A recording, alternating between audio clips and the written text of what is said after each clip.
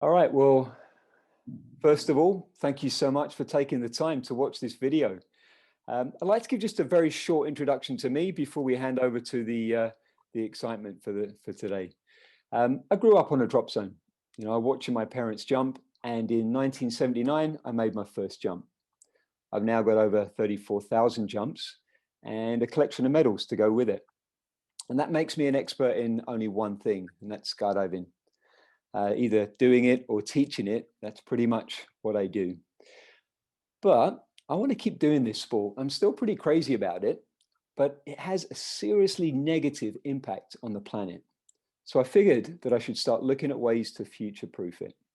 And so what I did was I started exploring what initiatives were already out there, talking to experts in each field, people that actually had solutions. And then I began sharing those interviews with the only audience that I have. That's you, skydivers. The Carroll Foundation gave me a platform to spread that word. And it was through this that Richard and I reconnected when he saw one of the interviews.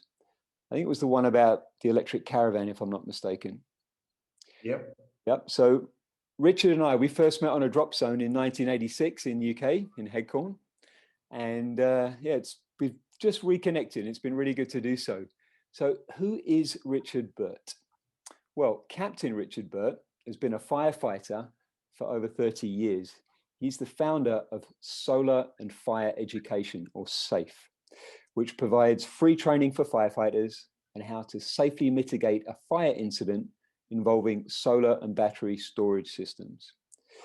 He's also been involved with research and development of renewable energy products for over 20 years, having also designed and built his own solar storage system that powered his home for over a decade.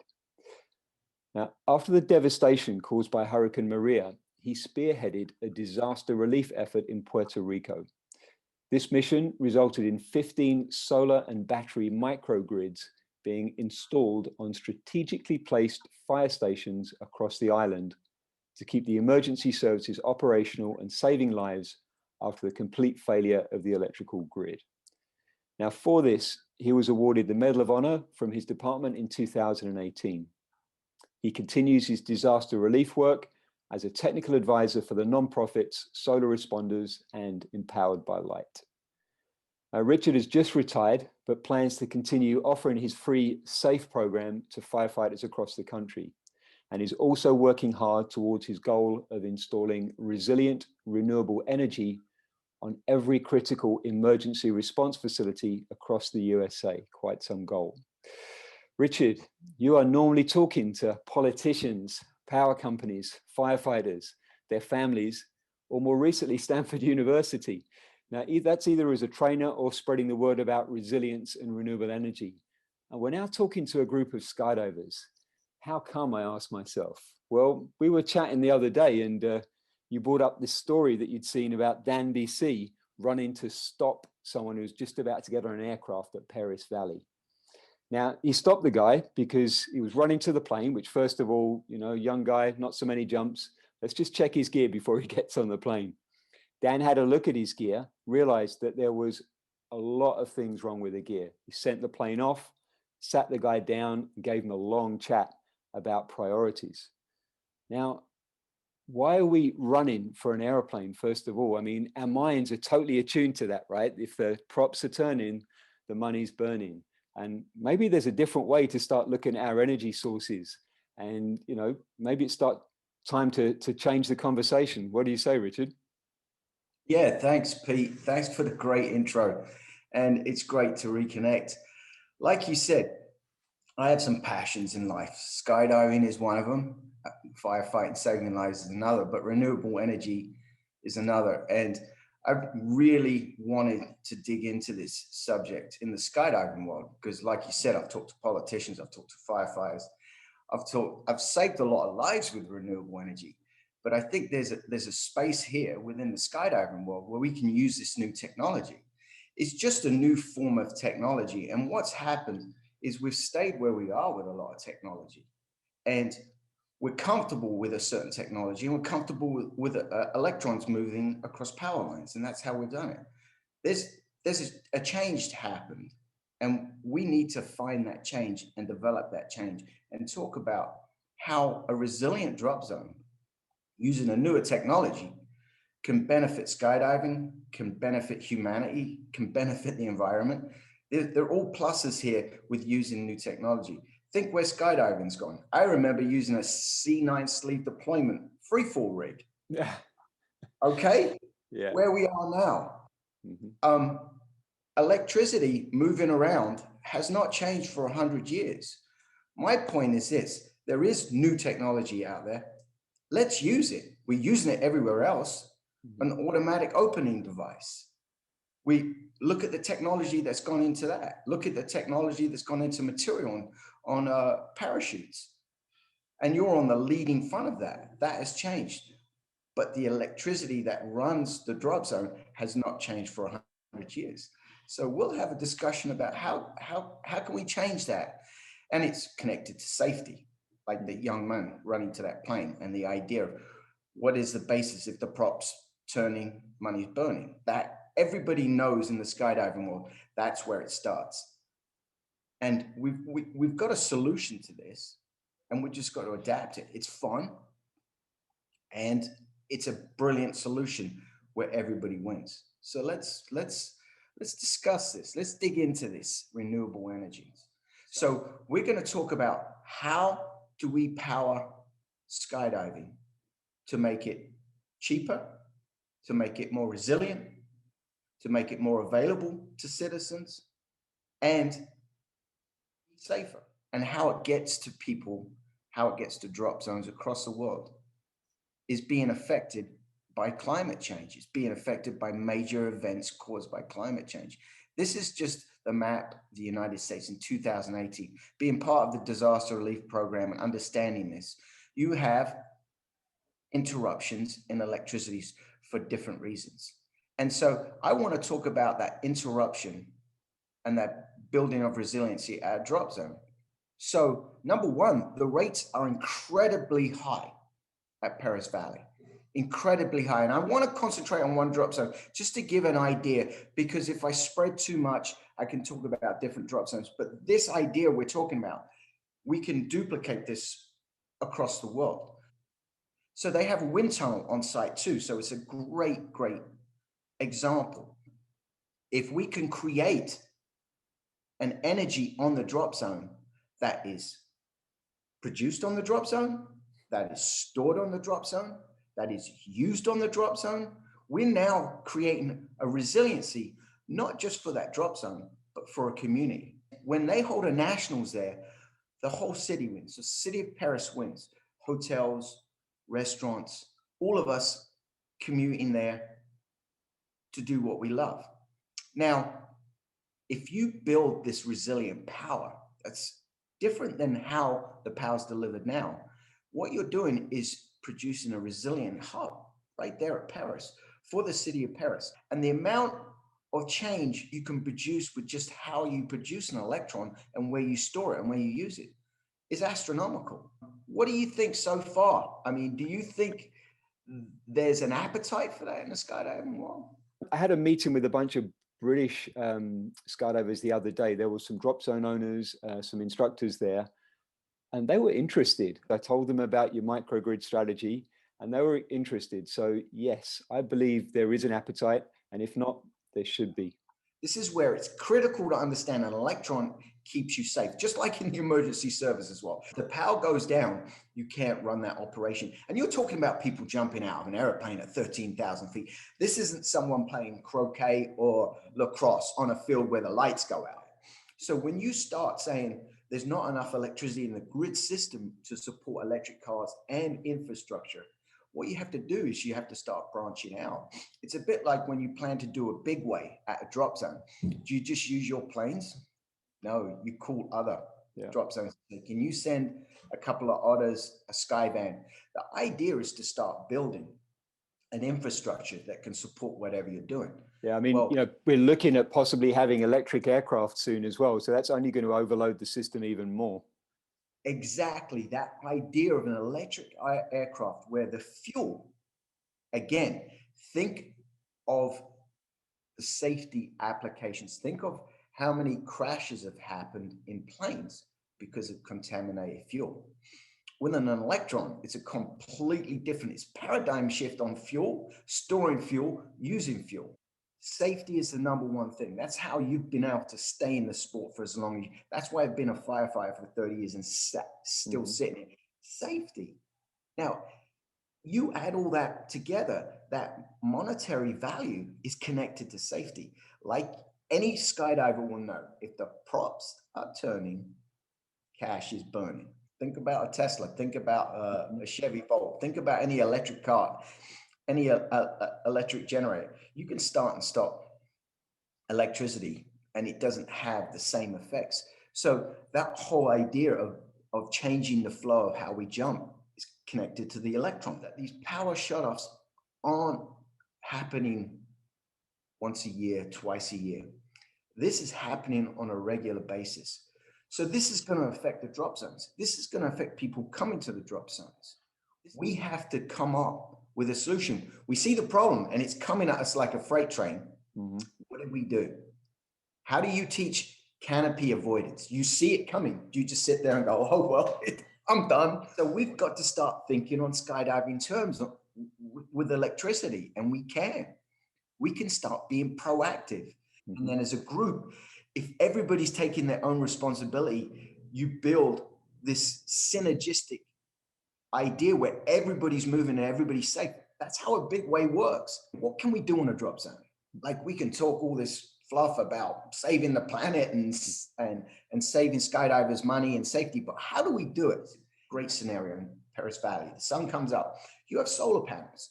You're creating all this electricity. You're storing in your batteries. You're offsetting the stuff you're using, the lights and the air conditioning and the computers and everything.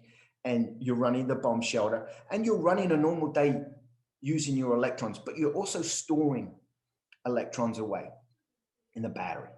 So when 5 o'clock, 6 o'clock comes around and people want to move to the tunnel, when it's super expensive to run at those rates because everybody's coming home from work and turning down their thermostat. Everybody's plugging in their car. So the electric company says this: we don't have enough electricity. The only way we're going to change your habit is to raise the rates astronomically. Mm-hmm. That's the only way they can conserve electricity. Which is exactly what we're seeing right now, right? With the PG&E price hike, for example. Yeah. They just raised the rates 8% across the board. So Paris, you take all those electrons you've stored in that battery, and now you have enough electricity to run your tunnel for 4 hours on the energy you stored during the day. And then after a certain point, everybody gets cool in their house, everybody's made dinner, everybody starts chilling out, and the thermostats go back up a little bit. They're not using as much as electricity, and the rates come down because the power company is going, we can handle this, and the rates come down. Looking at sites across the world after disaster areas, real estate is a huge problem with resilience in building renewables. Drop zones are perfect. Mm-hmm. 3/4 of the bill is on moving an electron to where you need it. Mm-hmm. And that's the paradigm shift we've got to look at. What if you're producing the electricity right in your area on your rooftop? Mm-hmm. What happens to 3/4 of that bill? I just had a chat with Raphael a couple of months ago. He's the guy that built the solar powered aircraft, the first guy that first jumped from it. And he was saying that they did the test. There was, if you put on solar panels on a hangar roof, and this was done in Switzerland, not in Southern California, that you could power a single electric aircraft operation for 8 months. Paint this picture. In California, you have a drop zone, you have batteries, you have panels, you have wind, biomass. Across the world, you can use different power sources. You connect them to storage. You build in resiliency at the drop zone. Now, if you have planes that are running off electrons, you are now producing the fuel for that plane at the drop zone. And the whole human flow of that is, if you can shut down a plane and turn on the plane, and there's not a monetary detrimental thing to that, think about it. Mm-hmm. Every start and stop on a turbine plane is a lot of dollars because you have to go through so many cycles and then it's a very high cost for that maintenance of that plane. If you get rid of that, dollars start coming down. If you're producing fuel, dollars start coming down. If you build in resiliency, dollars start coming down. I led this mission to go to Puerto Rico and do resiliency at fire stations. All the fire stations had diesel generators and they all fell, Pete. Right. And the diesel, you couldn't get hold of diesel. So you needed power. There was thousands of people dying on that island. They needed power, they needed resiliency. And all we did was show the model we've talked about. I put solar panels on the roof. I put batteries in the fire stations, and there was no grid at the time, so I couldn't connect it to the grid. Now they're actually connected to the grid, but they were able to run the operation just like a drop zone would during a power outage. People would be like, well, so why is a drop zone running? Well, they've got batteries and solar panels. You'll start having neighborhoods come to the drop zone. What a way to promote skydiving. Hey, is the power out to 50,000, 60,000, 100,000 homes in California? Come to the drop zone. We got power. While you're here, book your tunnel time. Book your tunnel time or come and do a tandem. We've got to combine all these technologies. We've got to use all these different technologies. And the grid is one part of this. So we have to move electrons around. That's not going to go away, but we can do it safely too. So you have the grid, you have your normal distribution substations, and then what you have on the other side of that is you have Paris Valley, a drop zone with hangars. It's still a microgrid because you've got covered parking with solar panels. You've got some on the bomb shelter. You've got some on the creeper pads. You've got some on the hangars. You've got some way out where the planes are stored. We're using the power we stored all day into the batteries, and we're using the power then. When you don't need that power and the grid needs that power for those time of use, you dump it to the grid and the grid will pay you for that. Trust me, the grid services are so happy to have renewable energy because instead of building a power plant, or when the demands are high and they've got to meet the demands, turning on a peaker plant, a plant that just sits there. Hey, we have 1,000 assets in our area that are producing electricity that will dump into our grid so we don't have to turn on a power plant. They save millions of dollars. They're very happy. So we can do that too as part of the parachute industry, the skydiving industry. Hey, we'll become part of the solution. And all those yellow dots are solar panels on roofs. And all the little purple dots are batteries. But this is the idea. Instead of having a nuclear power plant somewhere or a large industrial power plant, this is what energy is going to look like for the future. And somewhere in there, and it will be a fairly big yellow dot, is Paris Valley. Right? Yeah. That is part of this interconnectivity. So this is a very exciting time, Pete. And there's solutions there. This is about joining forces and really making it safer, more resilient, and it's better for the environment. Everyone would agree that. Richard, amazing. What you've basically done is you've shown us that this isn't a future, this is a now, and we have the choice to take this, and it's literally just a choice. We've talked about it working in somewhere like Paris Valley because of it's where you've done a lot of jumping. We've got a lot of friends there, but it could be all over the world. There are different ways to supply those electrons. You know, we've talked about solar, hydro, wind, biomass. You know, this will work at a tunnel in Finland or at a drop zone in California. The other thing is skydivers, you know, we're a real creative bunch. And if we grab hold of this, we could actually use this and show the rest of the world, look, the system works. You know, we can run our fun on this.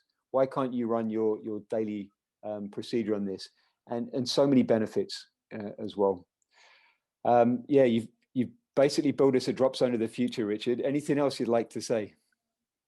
I would say that the skydiving world is a world that is connected to safety for many, many reasons.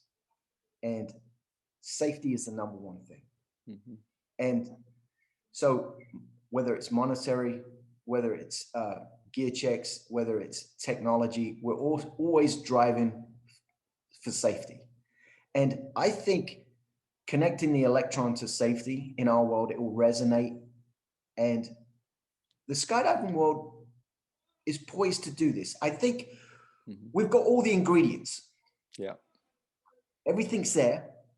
It's just like the first big formations. And I laugh when I look at those old videos where they said, let's put a 10-way together. Huh? Wow, we're always striving. The skydiving, what can we do better? I mean, we should have been happy with a 200-way. Now we're going to get into sequentials, right? Yeah. Who would have thought some crazy guy would be flying a damn parachute and standing on top of a wingsuit, right? We're always pushing that. Yeah. This is something we can push for the whole community because it's going to make it safer. It's going to make it cheaper. It's going to make it more resilient. It's going to be part of the community. It's going to be what we desire to do in the skydiving world. So Excellent. we're ready for this. Excellent. So there you go, ladies and gentlemen. Richard has laid down the challenge. It's up to us to go and pick up his ideas and put it into practice. Richard, thank you so much for your time. You're welcome, Pete. Absolute pleasure.